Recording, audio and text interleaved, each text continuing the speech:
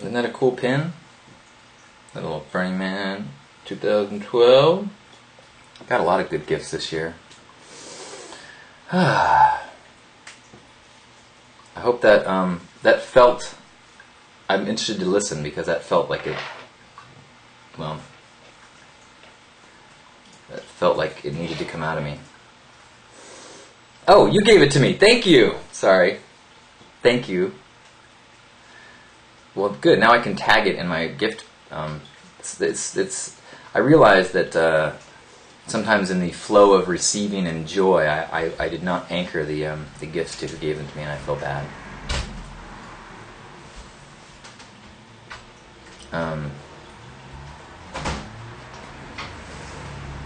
Wow, we got 75 people here in the chat room. Thanks for joining, being a part. No wonder it felt so powerful.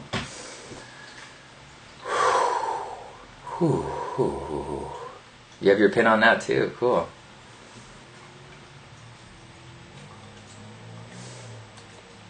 That's true, Sammy Fox. There is no shades of. There is no black and white, and in fact, every human perception of reality is filtered through our experiences. There's that book that I sometimes mention that my grandpa gave me, All Religions Are True by Gandhi, and it's a very clear message. It's very simple that divine oneness and love is experienced by human beings all the time, and the minute we try to explain it or express it, it is no longer pure. And so to argue over religions or spiritual truths that are expressed by human beings is ridiculous. It's silly. There's only gray. There is the one, and then there is duality, and we are of the world that is of dualism. And so we simply need to embrace that and recognize that that's part of the gift. Is that the shades of grace? The shades of grace. Shades of gray. Shades of grace. Ooh. .com.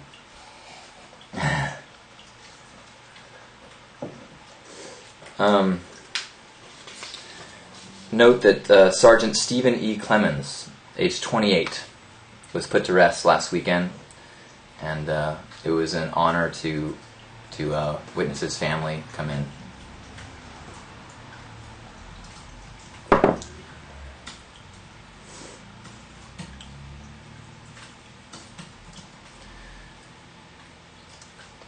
"50 Shades of Pink," absolutely. On a side note, and I probably won't archive this, years ago I was really focused on doing like sexual shame work and trying to do, seminars on embracing our sexual sides, and I got this vision recently of doing that again and doing like a 50 Shades of Pink like retreat. But that would mean a lot in terms of getting that would mean a lot as far as what it would do to my family. So we'll see. Did I have anything else I was going to... Oh, right. There was one more thing. It's 1:45.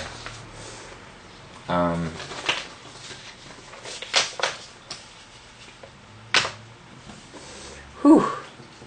Your first Live Hug Nation. Welcome, Coco Love Love.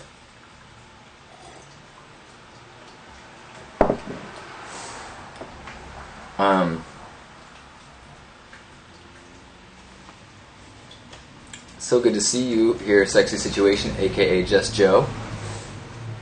I had a visual for a sculpture next year that I need to make some sketches of, talk to you about.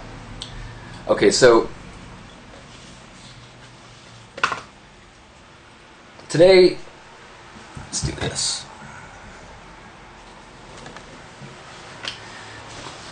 If you look at the calendar today,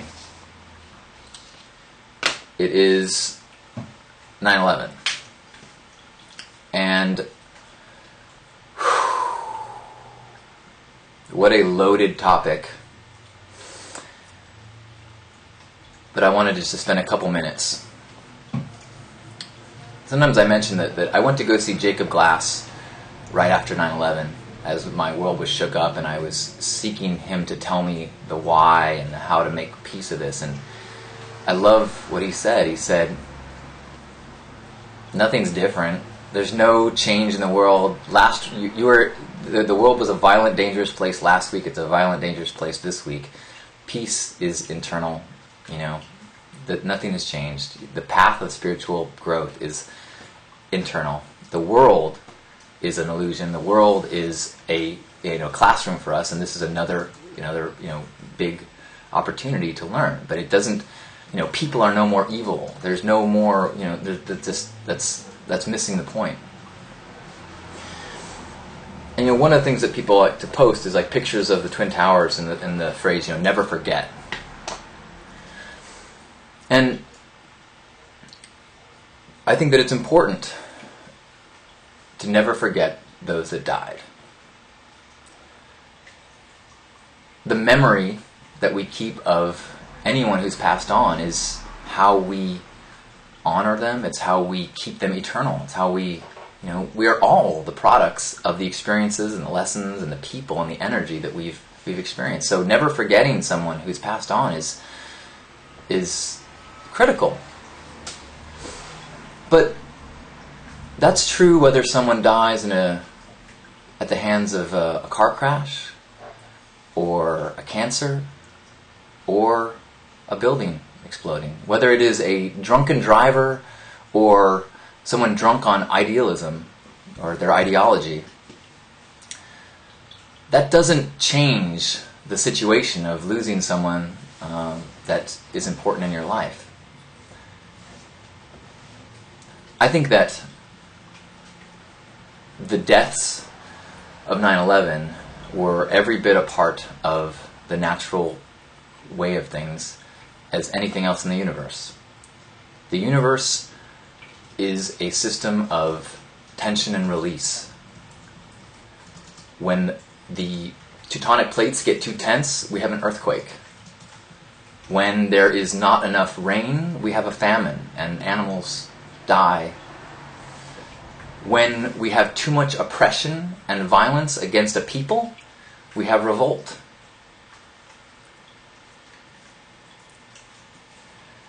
To call it a terrorist attack and not claim or own the deaths at the hands of Americans, the innocent deaths at the hands of Americans in our response to 9/11, I think is irresponsible. I think that it's all part of what happens when you forget. And the thing that we need to never forget is that darkness cannot put out darkness. Only light can do that. Martin Luther King Jr. said that a long time ago. And I think that is a lesson of 9/11. That is how we honor anyone who has passed on at the hands of this tension in the world. We was trying to work to decrease that tension. We can't bomb someone out of hatred. I mean, you can exterminate a people. You can try to. But how righteous is that? How are you ever in a situation of claiming that you are in the right as you kill innocent people? To prove that you are righteous? So 9/11, the towers, is tragic. It's horrible.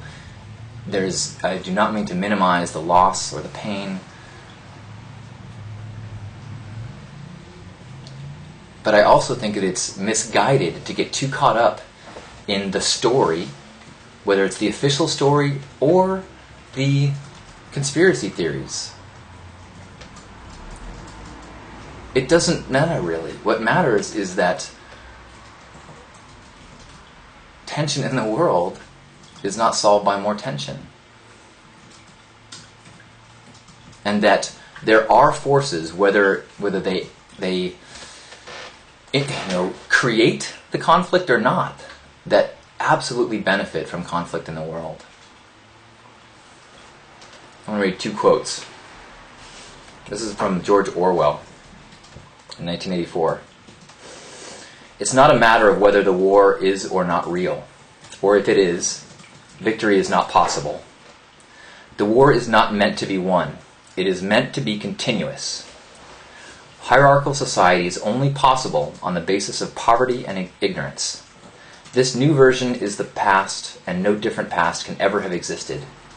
In principle, the war effort is always planned to keep society on the brink of starvation. The war is waged by the ruling group against its own subjects, and its object is not the victory over Eurasia or East Asia, but to keep the very structure of society intact. And this is what Hunter S. Thompson said right after 9/11.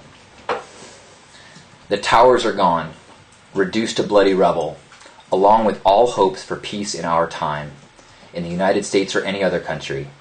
Make no mistake about it, we are at war now with somebody, and we will stay at war with that mysterious enemy for the rest of our lives.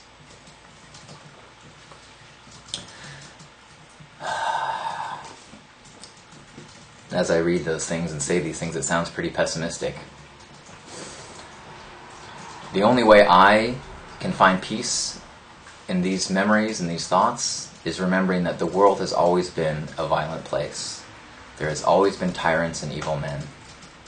And that the only peace that we will ever find is inside. And I have faith that as we find our peace, that peace ripples out into the world.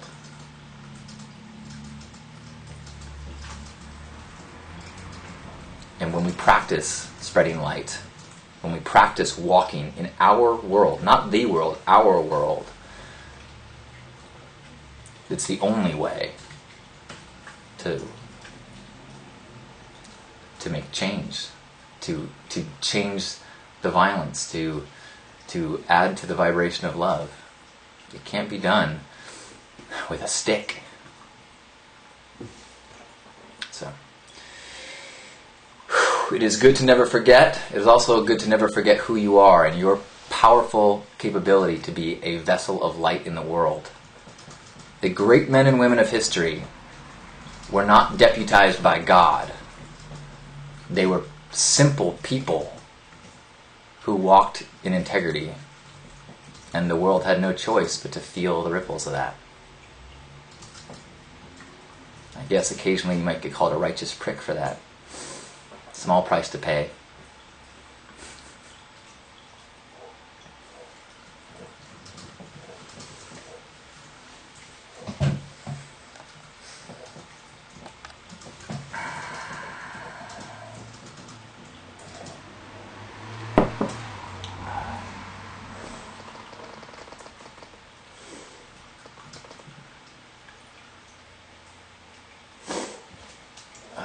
Excuse me, I'm gonna, pardon me.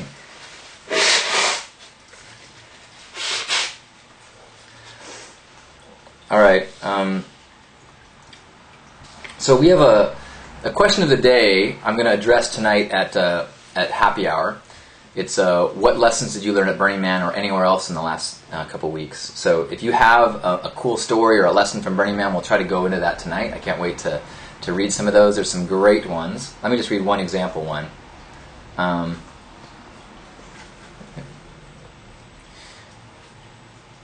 Traveling Vegetarian shared. She said, I judged someone at Burning Man on the basis of my own ego and insecurity. I later found out that I was very wrong about that person and felt like a total asshole. Glad I learned the lesson. It could have happened anywhere, but the fact that it happened at Burning Man made it all the more significant. I opened my heart to this person and made a beautiful friend. So we'll share more of those tonight, and I'll try to share some more pictures and try to get more into this, like my summer vacation kind of stories of Burning Man. I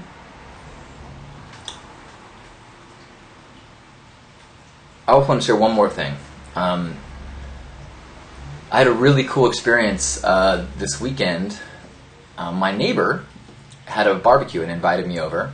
And I spent most of the afternoon cleaning dust, and so his friends were walking by, back and forth, and I tried to meet them when I could, but I was, in a weird place and taking pictures of, I had white gloves on for the dust, and I was taking pictures of all these, medallions that I and all my gifts from Burning Man, and I'm sure that I hope that he warned them about his strange pink neighbor. But eventually I took a break and I went to go sit down and enjoy the barbecue, and they had a lot of meat, but they did make a couple of veggie burgers for me. I'm not going to think about the grill that it was cooked on anyway. And as I sat down, I had struck up a conversation with his dad, who lives in OB and was a very cool guy. And then another one of his dad's friend was there, an older guy with a white ponytail. And we started talking, and the guy with the white ponytail lived in Chula Vista. I'm like, oh wow, my dad grew up in Chula Vista. And he said, what's your dad's name? And I told him, and he looked at me and he's like, son of John and Ann? And I was like, yes. And he's like, I knew your grandparents very well. They would come swim at my house, and they would buy me ice cream sodas. And it was so awesome. Because, I talk a lot about my grandpa Caleb a lot, but my grandpa John and grandma Ann, were the other half of my lineage and my family, and I don't have as many strong memories of them, and it was so cool to have their, suddenly get washed in all these feelings and memories and scents and smells and of my grandparents, and just to visualize them, interacting with other people in the world, and then I was like, wait a minute, they got you ice cream sodas? And I'm like, one of the stories I tell all the time is about Crapper Cone. Just got back from Burning Man where we served coconut milk ice cream.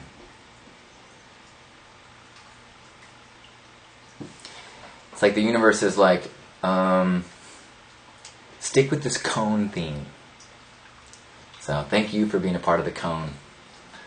I also got a ton of cool cone gifts on the playa, but maybe I'll share some of those tonight as well.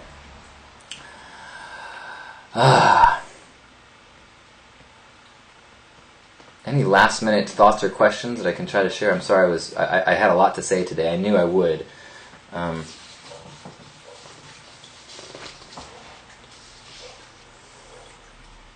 Cone heads, nice. I like that. Yeah, I thought about a crapper cone tattoo is really doesn't work, but a cone. I have no tattoos. Actually, are Allie and Brian in the chat room? Allie and Brian are gorgeous people with the most gorgeous tattoos I've ever seen. The imagery selected and the execution of it is like unbelievable. I'd seen Allie's pictures, more pictures of it, and it just blew me away. But I got to see Brian's at Burning Man, and full sleeves and a center piece. It's all part of one narrative of the samsara, Buddhist path, monkey mind, enlightenment.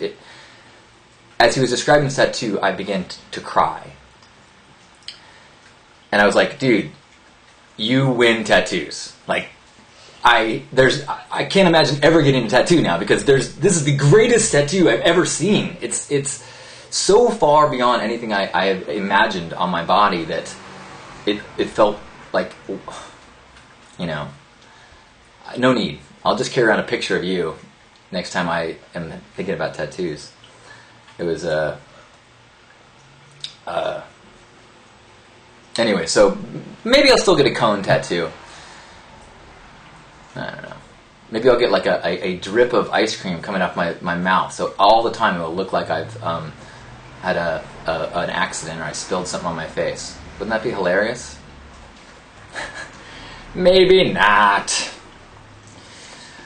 We were approaching the 2 o'clock hour. We're gonna log off shortly. Going to be back at 6 o'clock and do a little bit more casual happy hour. I hope you can make it.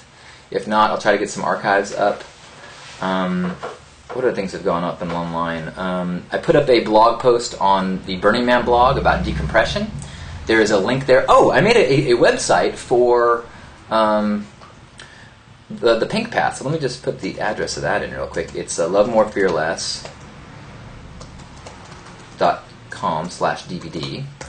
And I use this tool, Wix Builder, and I think it looks pretty damn cool. So it's got, I'm going to add more of the DVD special features on it, so if people didn't get a DVD but they want to see, try to make it as rich as possible.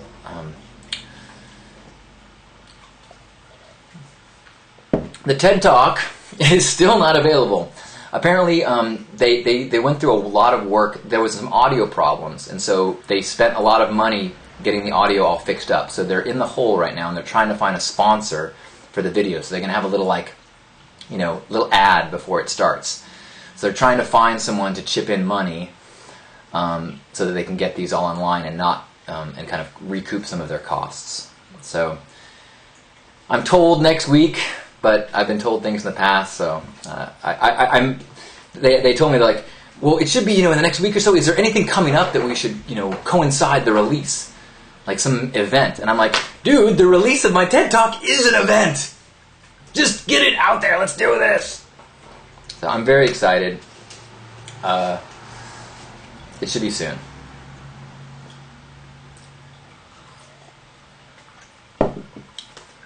Life is short. The TED Talk at the Burn. Well, let's see. I did 2 Hug Nations. Well, actually 3, because I did 2 Hug Nations at camp, 1 shorter Hug Nation at the temple, 1 talk at Sacred Spaces, 1 marriage at the temple, and then the TEDx talk. And of all those 5 things, I'd say that TEDx was the least impressive. It was still cool, but I decided earlier in the day that I was going to change what I talked about a little bit. So I didn't really practice it enough.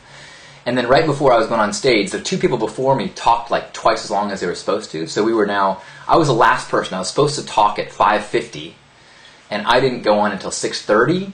And basically the organizers were like, please don't talk as long as the last people, which was not exactly the vote of confidence that I needed. So I talked very short, and I don't think it wasn't as polished as I would have liked. It was fine. I was honored to be there. I was pleased. I think the people that were there thought it was good, but it wasn't like the TEDx talk where people were like, "Wow!" It was like, "Yay!" Whereas like the Hug Nation earlier on Thursday and Tuesday as well, I thought those, if you were there for those were definitely more beautiful, energetically and content-wise.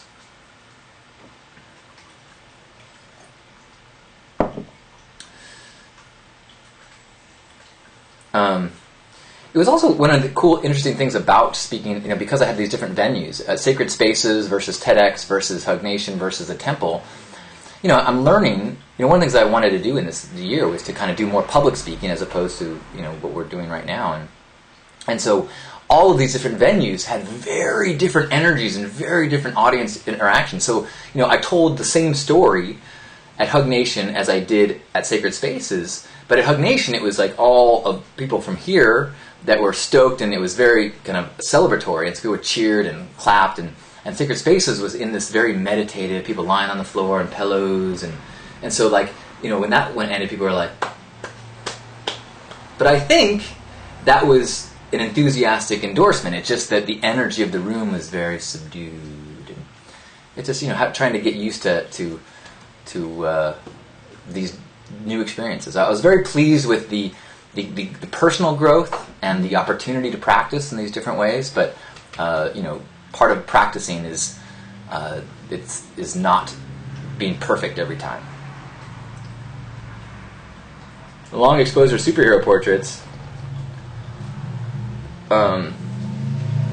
Oh gosh, so many questions. I haven't addressed nearly any of them. If you want to try, if I missed a question that you asked here and you want to put it on the Hug Nation Facebook page or email it to me, I will get to those tonight and try to answer as much as possible.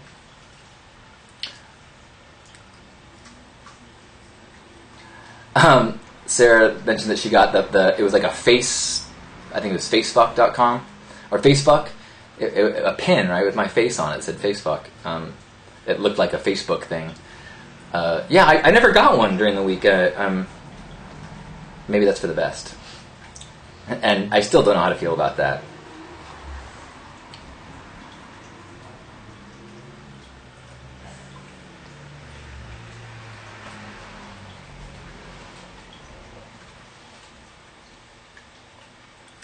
Bridie, I actually didn't go. So Carousel, who is here maybe, sometimes here, we had a great talk about the temple. He's a temple guardian, or actually runs the temple guardians, I believe. And so we had this cool talk, and he gave me a pass to actually go in the inner circle during the temple burn and be with the temple guardians so I could look out at the people's faces, which I normally don't go out to Temple Burn because I don't know. But I was like, that sounds really amazing. So I went out there, and I was too late. So they'd already kind of closed it down, so I didn't have the opportunity to go in there. So I ended up going back and watching it from Pink Heart from far away. So I didn't experience the kind of crowd dynamics and energetic struggles that some people had at the temple.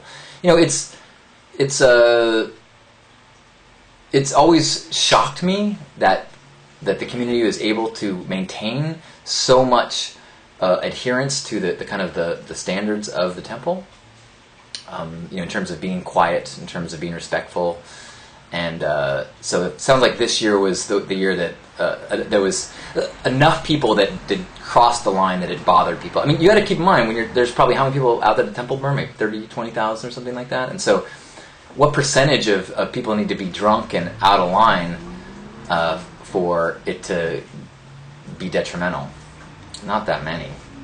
20,000 people at the end of a week of partying, it's a lot to ask, and it's kind of miraculous that it's we've had so few challenges. But you know what? That's a good point. Is that some people, just as I need to make a video about the signs, maybe I'll make a video about expectations at the temple and at the burn. I think there's probably 10 months before that needs to be made, but it might be a valuable thing. And a lot of things about expectations. Like I make a video about what's expected at the porta potties, or because there's a lot of responsibility on community education, and as we had a lot of new people this year, that community education is tough. There were like, what is Moop? I should have taken more pictures of like what Moop is. Moop is a human hair. Moop is a piece of fuzz.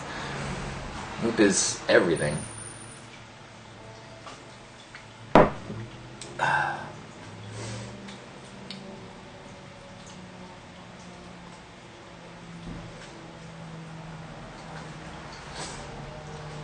Well, I've always got, the thing is, it's disrespectful, but one of the tough things about radical self-expression is that how do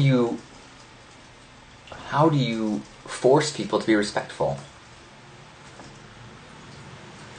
Party was just saying that in her area there was someone who was being intentionally disruptive, and someone stood up and said, okay, clearly this person right now, they need to be an asshole. They need to be hated right now.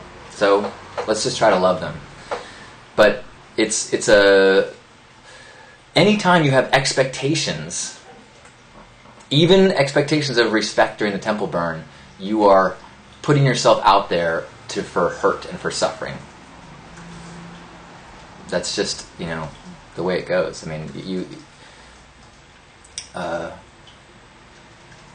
Now, if the community wants to establish some sort of like temple guardian brute squad that drags people away in the night for being too loud, I'm not going to argue with that. But I'm also not sure if that's the right way to go either.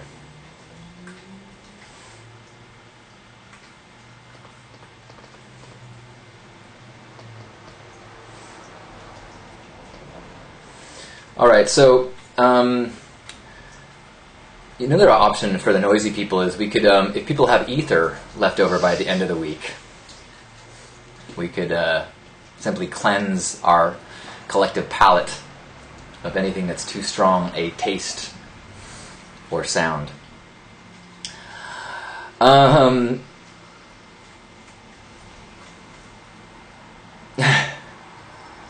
You watched the videos and you got back. Well, you'll be even more prepared for next year. The whole idea of temple burn etiquette is tough because, if you're drawn to Hug Nation, then you have a certain element of love vibe in you. Burning Man attracts people that are attracted to Burning Man because of the chaos vibe and because of the violent vibe and the explosions and the fire, and so that community of people, you could grab by this, you could sit them in a classroom all day long, you could make sure they know everything, and they might choose that, oh, I'm going to disrupt this. Kind of like when the guy burnt the man early several years ago. I think nobody was unaware that etiquette would mean you wait until the man burned. But this person felt like it was his anarchist mission to disrupt the way it is. I'm not sure, even at my most eloquent, would I have been able to convince him of that. You know, someone to look up online, a guy named Chicken John. He is a eloquent voice for anarchy and disruption. And I think that, you know, while I have mad respect for him, I also think that sometimes he encourages a chaos that stretches my ability to embrace it. That was oddly worded. So one last reminder that on the Facebook page we've got a very cool question of the day asking people to share a lesson. I'm going to log off now. We're going to finish with a aerial video. I don't know if you've seen this yet. Somebody made a little robot helicopter and went around Burning Man. So you can kind of see it from the air. As it comes around the 9 o'clock side, you get to see Pink Heart, which is very cool.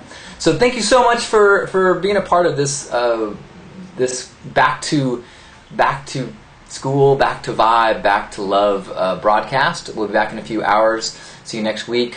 Connect with me online. Share if I missed this question that you want me to address tonight. Post it on the Facebook page or send me an email. I am vibrating with gratitude. I am filled with love. I'm so honored to share the path with you.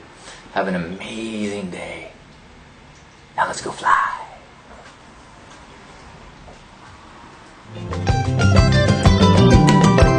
I'm ready to fly, spread my wings, I'm on my way. Not afraid of that sky, let the wind carry me. Drifting and dancing, cut off all my strings. See the eyes of the storm, all eyes are on me. I'm ready to fly, ready to fly. I'm ready to fly, ready to fly. I'm ready to fly, ready to fly. I'm ready to fly, so take me on.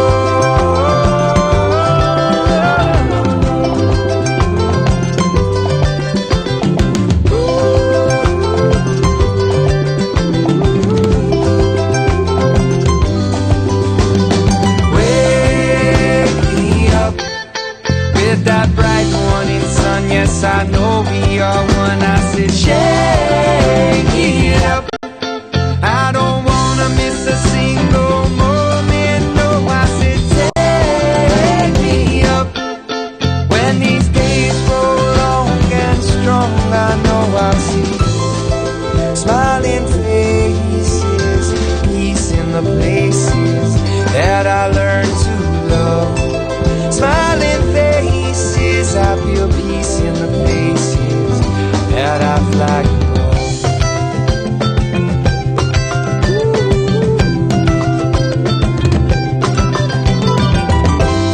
I don't see no walls, the clouds have covered it. I don't feel no hate, the sunshine smothered it. And everything's wonderful, this I know. We are free falling right into a world of love. I may be crying, Lord, but I ain't ashamed. So high above these clouds, my teardrops become rain, yeah. Everything's wonderful, sweet, soft and low. Hear the music in the puddles, music in the snow.